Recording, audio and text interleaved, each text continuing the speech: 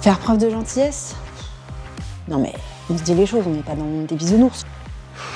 De toute façon, ça sert à rien de parler, on m'écoute jamais. Me former aux fondamentaux du management? Pourquoi faire? J'ai 15 ans d'expérience. Non seulement il faut faire son travail, mais en plus il faut apprendre à manager son boss. Franchement, ça c'est la meilleure. Apprendre à mieux gérer les personnalités de mon équipe. Je fais pas psychologie moi, je fais du management. J'ai bien cru qu'on n'arriverait jamais à se mettre d'accord. Franchement, j'essayais même plus. Manager, moi je veux bien, mais de toute façon les jeunes d'aujourd'hui, ils veulent plus travailler. Ils sont juste impossibles à manager. Diversité et inclusion, encore un truc à la mode, hein, la blague. Développer son leadership en tant que manager, ok.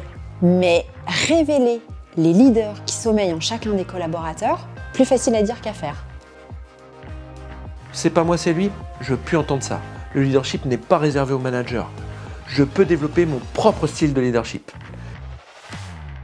Technique managériale, simple, basique. Créer les conditions favorables pour assurer la réussite de ses collaborateurs, à suivre.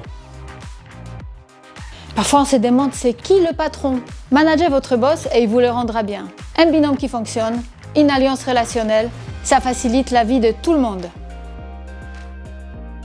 Alors, on apprécie l'authenticité du moi c'est nature peinture. Ouais. Mais parfois, être manager, c'est savoir sortir de sa zone de confort pour mieux comprendre et accompagner son équipe. Ouais, c'est clair.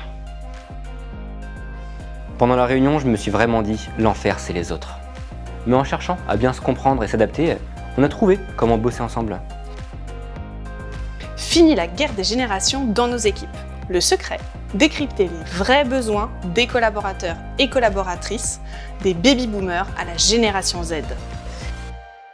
Finalement, c'est quoi la diversité? Pourquoi être inclusif?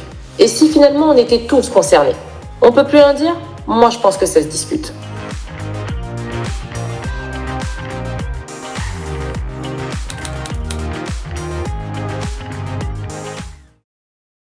Mon boss, il m'a dit qu'il fallait que je me forme à la gentillesse. Non mais c'est une blague.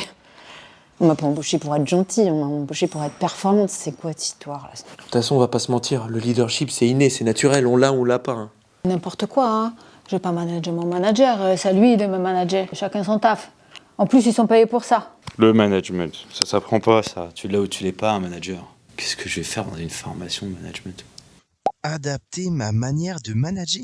Ouais. Mais si ça leur convient pas, ils peuvent toujours trouver une autre équipe. Hein. Sympa. J'ai prié qu'ils se pètent la gueule dans les escaliers pour être tranquille en réunion.